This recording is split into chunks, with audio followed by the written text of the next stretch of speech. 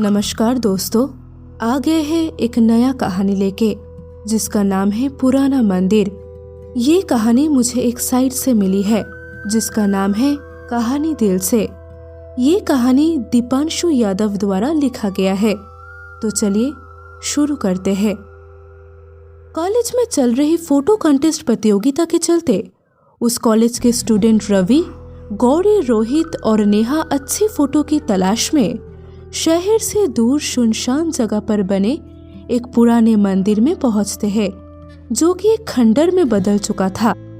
पर वो लोग नहीं जानते थे कि जिस जगह पर उन्होंने कदम रखा है वह हजारों सैकड़ों साल पहले एक हैवान को मंत्रों से बांधकर तहखाने में दफन कर दिया गया था।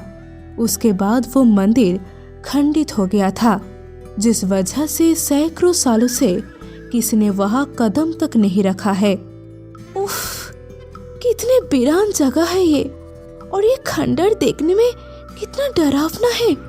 लगता है वर्षों से कोई नहीं आया है इधर। तुमने सही कहा गौरी, यहाँ तो सूखे पत्तों और कोहरे के सिवा कुछ नहीं दिख रहा। मुझे तो अजीब सा डर लग रहा है। हाँ, तुम लड़कियों की यही प्रॉब्लम है, हर जगह डरने लगती हो। ऐसी जगह पर ही तो एडवेंचर आता है। एडवेंचर तुम्हें आता होगा, मुझे तो अभी से बहुत डर लग रहा है। देखो ये पुराना मंदिर कितना डरावना है। क्या हम लोग फोटोशूट करने किसी और जगह नहीं जा सकते हैं? तुम्हें अंदर नहीं जाना है तो तुम बाहर इंतजार करो, नहीं तो अपना मुंह एकदम बंद रखो।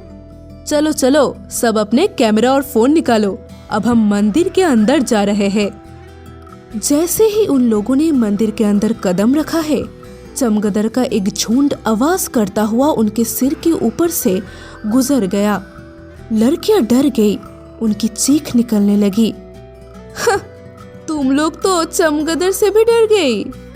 सब लोग जरा संभल कर आगे बढ़ना, कोहरा मंदिर के अंदर भी हो रहा है, कहीं किसी को चोट न लग जाए। ये खंडर अंदर से कितना अजीब है। सारे रास्ते एक जैसे लग रहे हैं, जैसे कोई भूल भुलैया हो।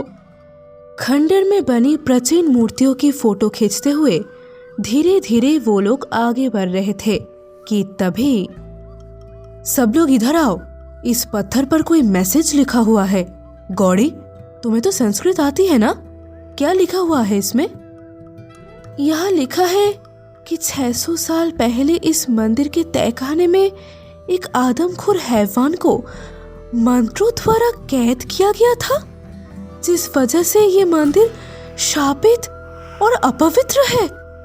सब चौंक जाते हैं। क्या कहा? मुझे तो पहले से ही ये जगह भूतिया लग रही थी। मेरा कहना मानो, सब लोग वापस चलो। नेहा की बात सुनते ही सब डर गए। कोई कहीं नहीं जाएगा। अरे ये सब कहने की बातें हैं। तभी गौरी की चीख ने सबको चौंका दिया। गौरी, क्या हुआ? तुम चीखी क्यों? लगता है मेरे पैर में कुछ चुभ गया। ओह! अरे, उसके पैर से तो खून बह रहा है। जिस जगह गौरी को चोट लगी थी उस जगह के नीचे एक तहखाना था। गौरी के पैर से निकलता हुआ खून तहखाने के अंदर टपकने लगा, जिससे सैकड़ों साल से सोया दैत्य जाग उठा। अरे, ये चारों तरफ इतना कोहरा कैसे भर गया? कुछ दिखाई नहीं दे रहा। तभी अचानक तहखाने का दरवाजा खुल गया और दो भयानक हाथ जख्मी गौरी के पैर पकड़कर अंदर खींच लेते हैं। गौरी की चीखें मंदिर में गूंज गई। बचाओ! बचाओ! मुझे बचाओ! अरे, ये गौरी कहाँ गई? उसके चीखने की आवाज यहीं से आई थी। रवि, मुझे लगता है यहाँ कुछ गड़बड़ है, हमें वापस चलना होगा। पर पहले गौरी को ढूंढो। डर की वजह से सबके दिल जोर जोर से धड़क रहे थे। गौरी कहीं भी नजर नहीं आ रही थी। कहीं ऐसा तो नहीं है कि उस पत्थर पर लिखी बात सच हो और यहाँ आकर हमने बहुत बड़ी गलती कर दी हो? तुम बेवकूफ हो गई हो क्या? आज के जमाने में भी भूत प्रेतों की बातें कर रही हो? ये सब अंधविश्वास की बातें हैं। गौरी को ढूंढो, यही कही होगी। इससे पहले रवि और रोहित गौरी को तलाशते उन्हें नेहा की चीखने की आवाज सुनाई दी। इस बार दैत्य ने नेहा को शिकार बनाया। रवि आवाज की दिशा में दौड़ा। नेहा, नेहा, क्या हुआ तुम्हें? किधर हो तुम? दैत्य नेहा के बालों को पकड़कर उसे घसीटते हुए तहखाने की तरफ ले गया।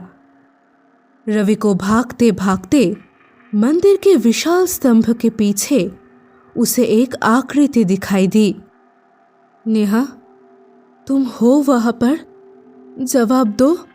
जैसे ही रवि उसके नजदीक पहुंचा, उसके सामने हैवान खड़ा था। उसका भयानक चेहरा देखकर उसकी रूह कांप गई।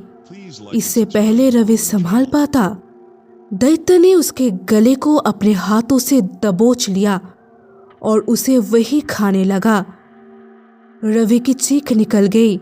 रवि की चीख सुनकर, अरे नहीं, ये तो रवि की चीख थी। आखिर क्या हो रहा है? बाहर जाने का रास्ता भी नहीं नजर आ रहा है। ये क्या हो रहा है? सारे दरवाजे एक जैसे ही नजर आ रहा है। एक एक करके सब उस दैत्य का निवाला बन चुके थे।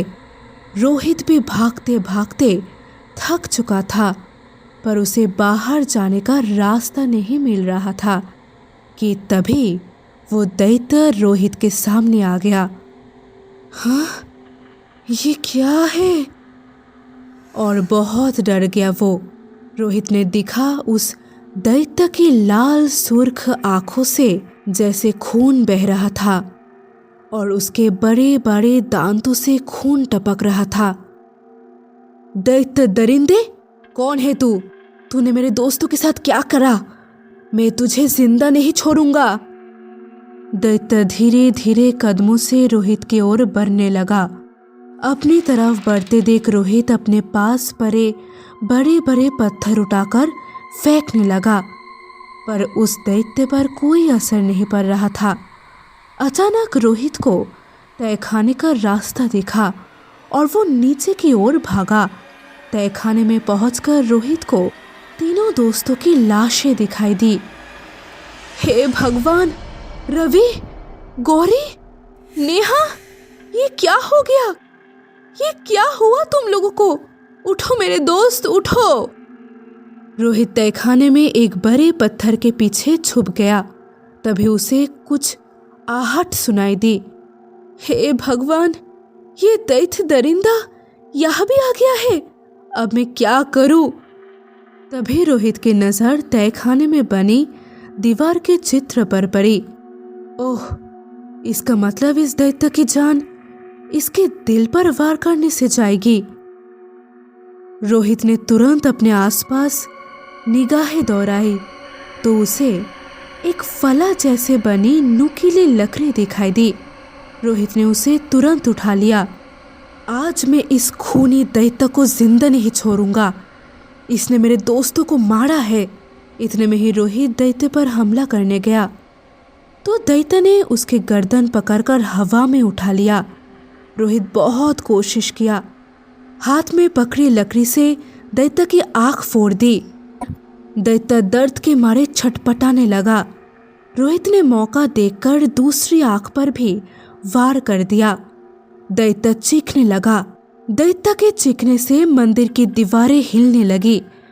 इससे पहले रोहित दैत्य के दिल पर वार करता है, दैत्य ने रोहित का हाथ पकड़कर उसका हाथ तोड़ दिया, पर रोहित ने हिम्मत नहीं हारी। उसने लकड़ी दूसरे हाथ में पकड़ ली और पूरी ताकत से दैत्य के सीने पर वार किया। ये ले शैतान, अब मर तू। दैत्य की खौफनाक चीख से पुराने मंदिर का कोना कोना कांप उठा।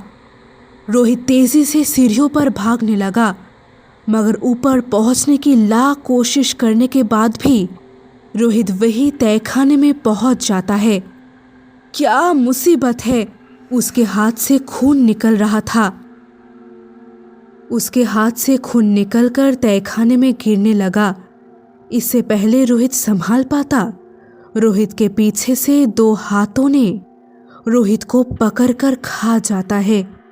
इस तरह रोहित बचाओ, बचाओ मुझे, बचाओ ऐसे चीखते चीखते मर जाता है। आखिरकार रोहित भी उस दैत्य का निवाला बन गया और उस मंदिर में पहले जैसा सन्नाटा बसर गया।